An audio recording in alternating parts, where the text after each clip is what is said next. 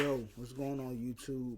Kai here checking in with another video. Today we got when cops arrest the wrong person. Just gonna get into it. People to no room for error in their job, having to deal with life or death situations daily. But what happens when the cops mess up and accidentally arrest the wrong person? Man, yo, that's some bullshit. Get up, put your hands on the car. Starting with the controversial case of Patrick Mumford. Patrick was just getting back home when two officers confronted him, claiming there were warrants out for his arrest. What the cops didn't realize, though, is that the warrants were for a completely different man, but this didn't seem to bother them. What's your name? I'm gonna ask you one more time. We probably need to talk to you. What's your name? Patrick. Stand up. Turn around, put your hands in the car. What happened? Patrick is justifiably nervous here after suddenly being confronted by multiple police officers, but still manages to give the cops his name. However, they decide that they don't believe him, and instead of asking for an ID or trying to confirm his identity I in was any just about to say that. Like, why y'all just didn't ask for ID? way, they immediately decide to do this instead. What I do? Man, what I do? Y'all ain't telling me what I do, man. You got a warrant. He just came back from his probation officer.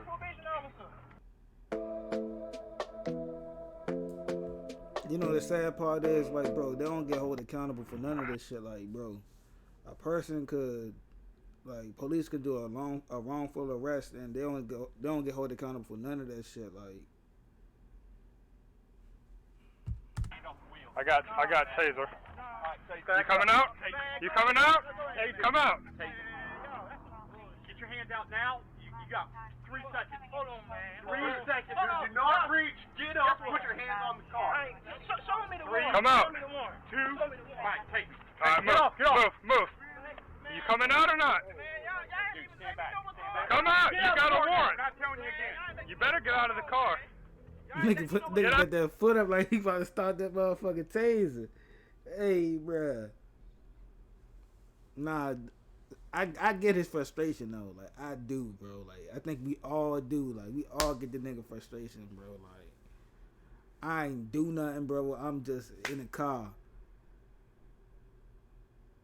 I get his frustration because he on probation anyway. So it's like, okay.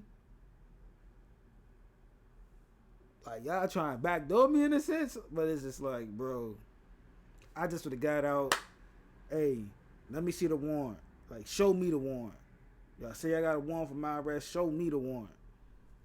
Read the shit. Oh, it ain't. What's your name? I said my name Patrick. Oh, where your wallet at? Boom, I'm already handcuffed. Wallet, wherever your wallet is. Get the wallet. Oh, his name say Patrick, y'all. But then it's like, off that, they don't even apologize. It ain't even no, I'm sorry, woo.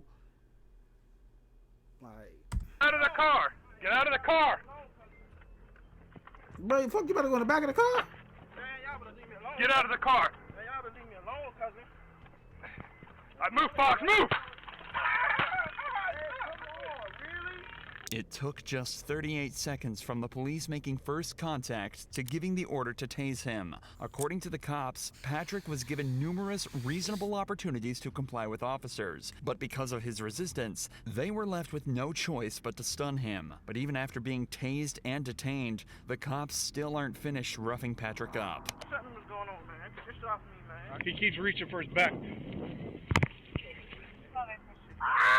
What the fuck? Like, that's what I'm saying. Like, fuck, y'all trying to break this nigga arms? Quit resisting. I got it, guys. Just get. Then y'all, that's our famous slogan. Hey, quit resisting. Bro, nigga, my arms are behind my back with 3 niggas on me. What the fuck? What do you mean resisting? How does that make logical sense? That don't make fucking sense. Like, I don't like, nobody understands. If it's 2 officers handcuffing you, your arms behind your back, or even if they trying to get you in handcuffs, why are you applying pressure on me? Why you got your knee on my back? Why? What? I'm not a resting area. Like, bro, it's 2 of y'all. Right now, there's 3 of them and 1 person. Y'all don't need to break my arm. Y'all don't gotta do none of it. But this is what I say. This is where I get them lawsuits. So y'all waste our own. Well, y'all waste the taxpayers' dollars on lawsuits for nothing. This not y'all money that y'all like. Y'all not understanding that the money that y'all getting, it's not y'all money. It's from the taxpayers, the people that's working these 9-to-5 jobs. The taxes that we pay is y'all salaries.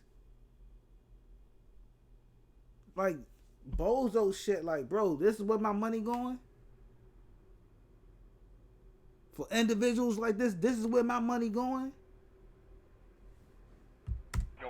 The cops searched Patrick to try and find whatever he was reaching for, assuming he was hiding a weapon of his own. But predictably, they find nothing other than his wallet. This would end up being a blessing for Patrick, though, as inside his wallet, the cops found his ID. I just seen this fucking lady. Patrick Mumford. This lady not gonna tell me that I got a warrant. I just seen her. Here's the deal, dude. How long I had a warrant? I don't know if you got a warrant, because you're not who I'm looking for. But here's the deal. When we ask you for ID because you... Where's the apology? Hey, all that extra shit, where's the apology? Let's see if they give this man an apology. You look a lot like the person we're looking for. You give us ID. And when you start this whole fighting nonsense, dude, all you had to do is give me this.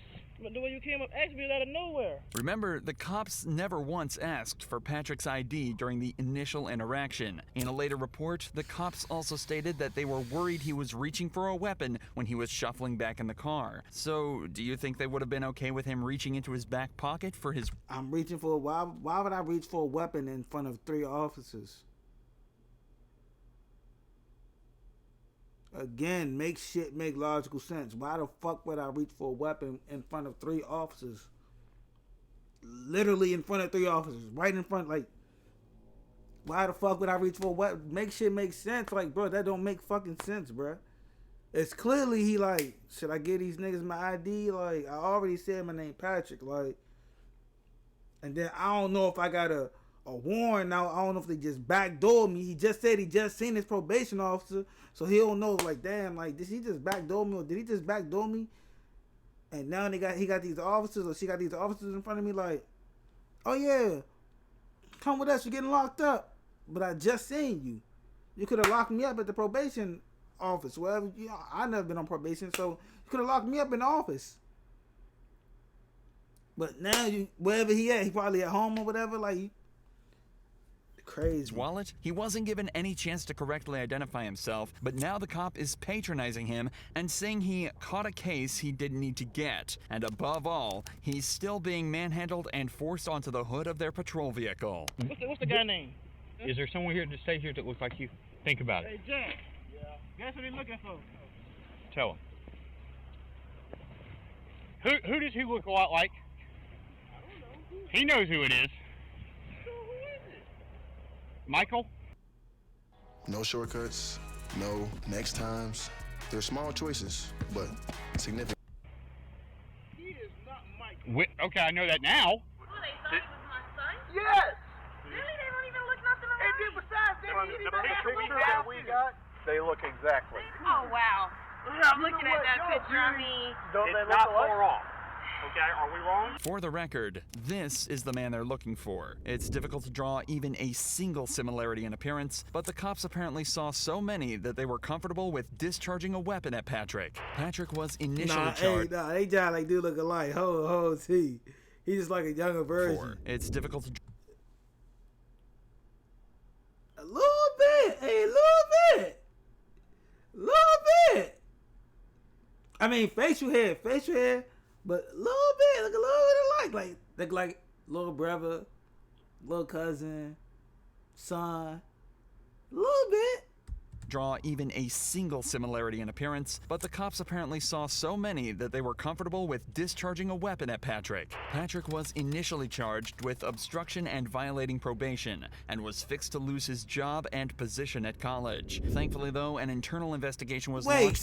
Shorty had shit going on, job and college. He trying to do. Mo, you niggas y'all like blow me, bro. Like. Police officers, like, it's good officers, bro.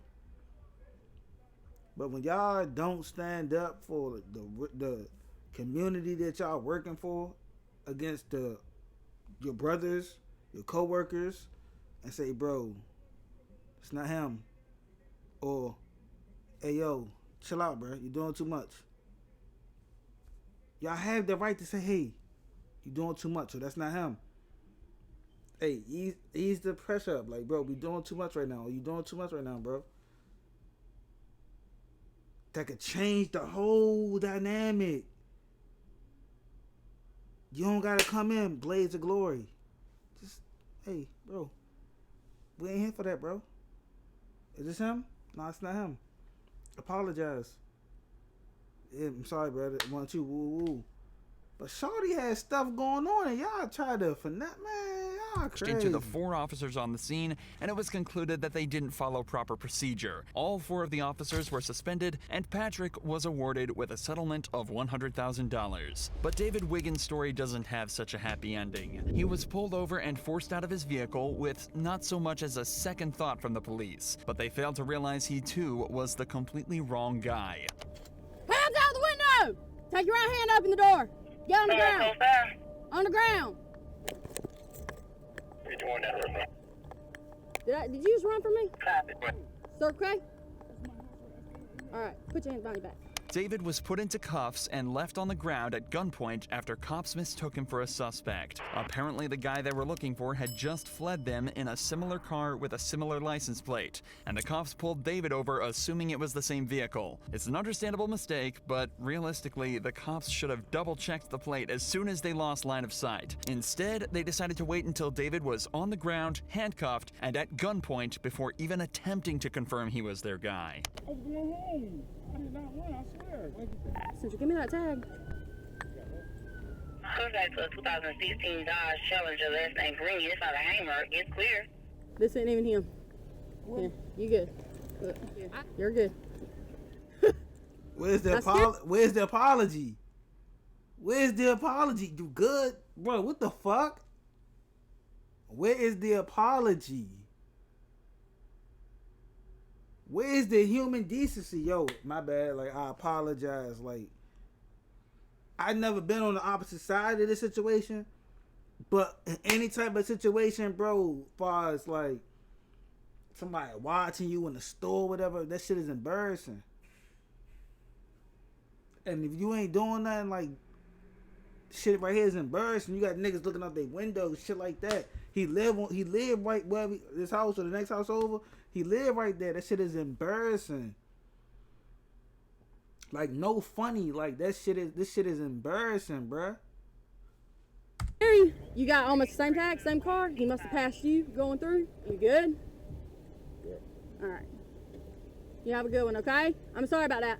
David was offered little other than an apology for the whole ordeal and was sent on his way after being correctly identified as the wrong guy. But that wasn't enough for David, and in July of 2023, decided to file a lawsuit against the city of Marion, claiming gross negligence, civil assault, battery, and false imprisonment. In the complaint, David alleges that he was forced to endure 3 minutes handcuffed on the ground with a gun to his head, not knowing if the next second would be his last. He also notes that the apology was a mockery. As of this video's upload, the case is still ongoing. However, when this cop in Florida was faced with the same situation, he managed to show exactly how you should handle it. I'm not trying to get shot over this. Do you really think we want to be out here killing people? A deputy in Volusia County was looking for a burglar when he stumbled upon Joseph Griffin. You know this crazy part, bro? It's always in the South, bro. Like, these shits be happening always in the South, bro. Hey, black people, I understand, like, you know, living in the South, the cost of living is way cheaper and shit like that, but y'all might want to come to the North, you feel me? Come up here. We don't have to deal with the shit like this. We don't have to deal with the shit like this, bro. Like, a man who he said perfectly matched the description. There is a burglary that happened. You kind of fit the description. Let me just make sure that you're not him, okay? All right. I'm a vet. I have my ID. Okay. Can I see your ID? Yeah. You literally, they said white tank top, black shorts. and they said that you had a beard, all right? So I'm not saying it's you, but it was a black male. Again, not saying it's you, buddy. This cop is obviously aware of how difficult this very interaction can be, especially if it turns out he's not who he's looking for. All so black. he approaches him politely. That's the crazy part. Everybody want to jump all black. Like, what the fuck? And attempts to resolve the And situation. the officer's always white. Like, bro. This is insane. This is really insane. Rather than escalate it. Just bear with me, okay? Because you fit the description. I'm not saying you're guilty, but my sergeant's telling me to detain you. And then, you know, the crazy part is, bro, like,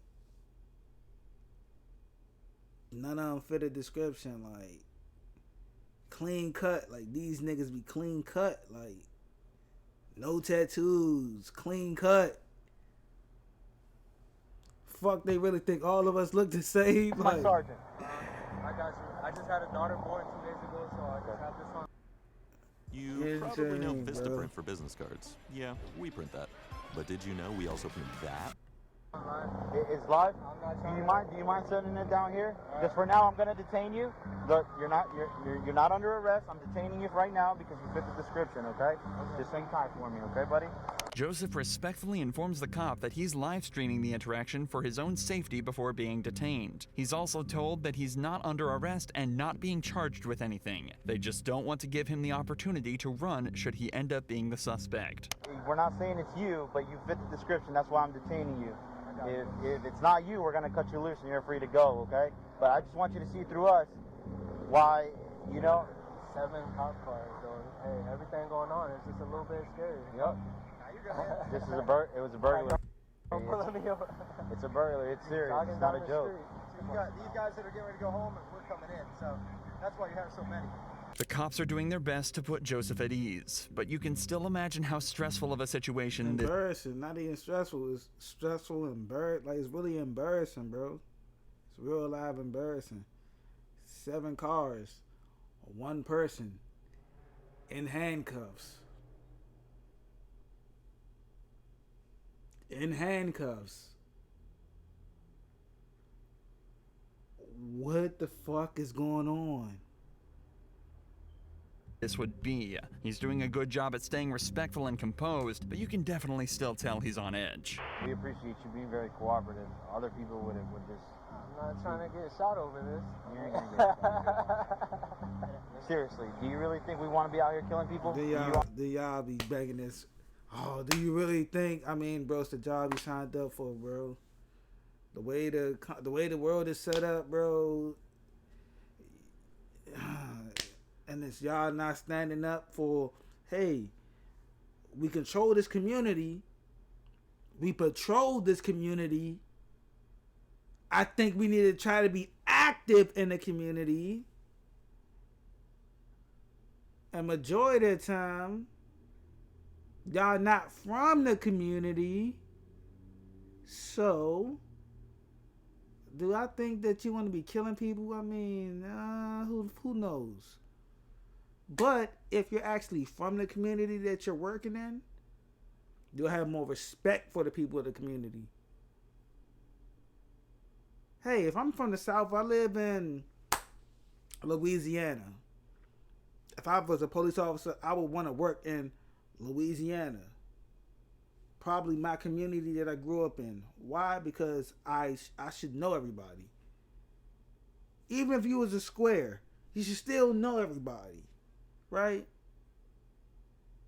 Your understanding of your community will be more better because, hey, I grew up here. I love the community that I grew up in. I'm from here. I went to school here. I respect everybody. Hey, I got a job to do. I'm not trying to hurt nobody doing this job. I'm trying to do my job. I'm trying to keep my community that I grew up in, the people that I work for, safe. You feel me? I think even trade, you feel me? But if, hey, you from the South and you go to New York, your police from the South and you work in New York, you don't give a fuck about nobody in New York. I'm just here to do a job. Ragnac, you feel me? You don't care, bro.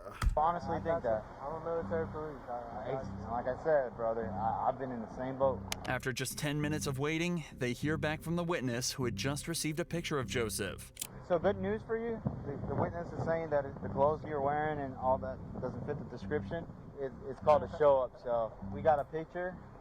Again, he's gonna run it through, make sure it's not you, and from what it looks like, buddy, you'll be out of here, okay? A show-up is a method of identification where a witness is presented with a single suspect and simply asked if that's their guy. It's also worth mentioning that when looking for a suspect at large, police will only receive a quick rundown of the suspect's appearance. Adding extra details can create confusion and even cause cops to let the perpetrators go if they miss something small. This is why the description may seem vague and leads to false positives, just like this one is starting to look like. What's your name, man? Joseph. Joseph? Hey, man, listen, Jake. Just want to say thank you for keeping a cool, good demeanor. We just got the picture finally from the witness, and it's... I get why they went out with you, for sure. Clearly not you, but the clothing description and everything matched. So, obviously, these guys didn't have that to go with. They just had a description and he matched it. He's pretty good. But once we finally got the picture from the video surveillance and stuff, it was like, nah, that's not it. That's why I told him, like, get him out of here. I appreciate you being understanding that, man. Just like that, Joseph was sent on his way back to his wife and daughter with no further action taken against anyone at the scene. Later that day, the suspect was found and arrested. Both cases in this video so far have involved fairly innocuous... Wait.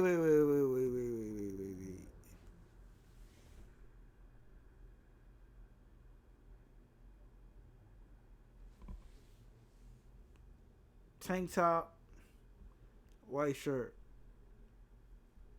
black shorts, gray shorts. Shorty full head of hair, nigga going bald. Found and arrested. Both cases in this video so far have involved fairly innocuous crimes, but that's all about to change in this next case, where a man is falsely accused of robbing a bank and shooting a man in the head. You're not going to tell me how to talk, all right? You shut your fucking motherfucking mouth! In the early hours of the 23rd of April, 2022, Grand Junction Police received a frightening phone call. 911, what's the address, your emergency? 704 Horizon Drive. I heard gunshots outside on Horizon Drive within a minute ago. How many did you hear? Probably 4 or 5. Later that morning, police received a second call from a nearby hospital, making them aware of a patient who had walked in on their own with a gunshot wound to the head. It was determined that he was injured on Horizon Drive, the same street the gunshots were heard on at 3 a.m. A few hours later, a man named Aaron headed to the gas station to stock up on supplies for a marksmanship event he was attending that day. Unfortunately for him, the gas station was too located on Horizon. Add sparkle to any design with glitter stickers by Sticker Mule. Glitter stickers are a fun way to Horizon Drive. I went to a gas station this morning to grab some stuff, and they were saying there was a shooting at 3 o'clock in the morning. So they have traffic blocked going out on the 70. So we might want to look to see if that's going to impact our route. Little did Aaron know, traffic would be the least of his worries that day. After stopping at the gas station, he heads back to his hotel to charge his phone. On the way there, he misses an exit, so he uses his blinker to make a U-turn in front of the police blockade. He parks up for 5 minutes to charge his phone, waits for his friend to show up in his car, then stops at another gas station to wait for his other friends to turn up. It's at this point Aaron is approached by police. Can I help you? Yeah. Would you mind rolling down your window real quick? No. What do you need? I need you to identify yourself. No, why? Because All you're leaving the area. Hold on. Where a shooting occurred. Okay, well, can you please roll down your window more so I can talk to you? No. What do you need? All right, well, I need to identify you. No, you do not. My name is Officer Posadas with the Grand Junction Police Department.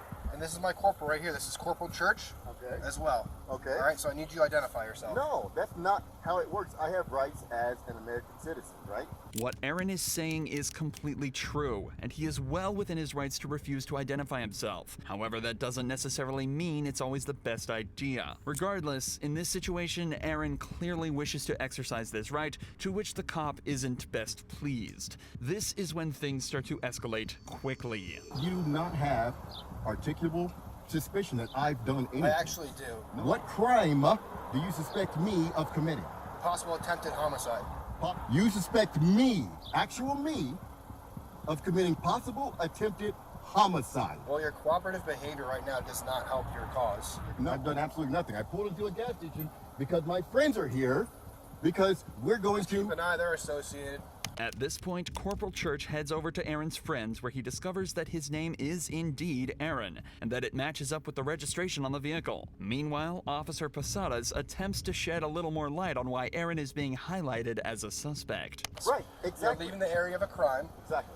With a similar colored vehicle, similar nature to the description. What description of that vehicle did you get? I got a darkened colored sedan. 2 people also stated that one of the suspects may be of African American descent. With this information, you can see how a cop would suspect Aaron. He's a black male in a similar vehicle. But things start to get much stranger as you dive deeper. In the official report, it was determined there were actually 2 suspects, one white and one black. And a more detailed report of the vehicle describes a car more similar to the one that Aaron's friends are driving. It seems as though the cops are ignoring every sign and targeting Aaron for no reason, something that only becomes more obvious as they allow his friends to leave, but keep Aaron at the scene. My buddies that just left, they were also in a dark sedan, but you aren't fucking stopping them and questioning them. Okay, well, I'm sorry that Nope. Sorry that you Shut feel your that way. fucking mouth. I don't want to fucking talk. You're not going to tell me how to talk, all right? You shut your fucking motherfucking mouth. Corporal, come up here. It's not working. He's currently recording on his phone, but he's highly uncooperative with me, screaming, yelling at me. I mean, because you basically saying, hey, yeah, we got a murder, and then you basically fit this. I mean, anybody, come on, bro, what the fuck? I mean, I'm gonna give you what you need. You want to see ID? Boom. You want to know what the fuck I'm doing here? Boom. But yeah, you getting this lawsuit. Period. You getting this lawsuit. Yeah, super embarrassing. Matches the description given, blah blah blah. He's very, very upset right now. Why are you not cooperative? Because I don't have to be cooperative with your investigation. Well, you have to ID yourself. Right? No, I do not. Tell me why I have to ID. Well, Colorado state law says you do. I want you to explain why me as a person, have to ID to you. Colorado state law says you do. The cops continue to ask for Aaron's name despite having already been told by his friends and realizing it matches up with the name on the vehicle. But perhaps the funniest part of this entire interaction is what happens when Aaron instead asks for the sergeant's name. What's your name and your badge number? What's your name and your badge number? Well, I'm not going to give that to you. You have to. No. Yes, you do. No. You are a public servant. I'm asking for your name and badge number. You also have to give me your name. No, I do not. Okay. So you wanted me to explain to you why I'm asking for you to identify yourself? Yes. Because we had an incident happen here. Wait, hold on. First, okay. please give me your name and your badge. Okay. Well, no, I won't give you that right now. What do you mean you won't? This is the most ridiculous thing So, I've ever I'm telling you. It's important to note that the Grand Junction Police Department require police officers to identify themselves upon request, but the sergeant later claimed he simply forgot. Aaron was never made aware of. And these the people that we have patrolling the streets. Like, honestly, these are the people that have the power of your livelihood in their hands, patrolling the streets. Why they targeted him so directly at the scene. But in the official police report, the cops say that the reason they suspected Aaron was because of the U-turn he made. Remember, he simply missed his exit to the hotel, and there the road ahead of him was closed, leaving him with nowhere else to go. They also alleged that he didn't use a turn signal for the maneuver, something that can easily be disproved by listening to Aaron's dashcam footage.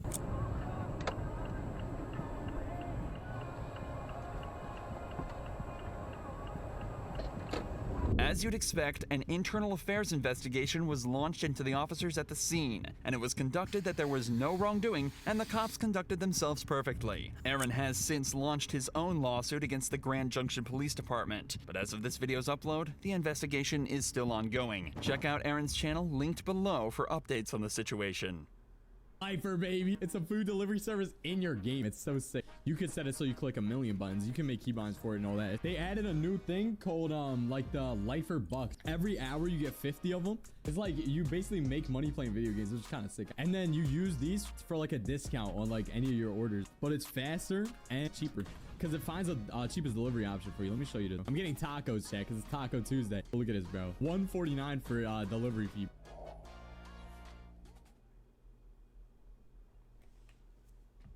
I guess it's over right here. Hey, see y'all in the next video.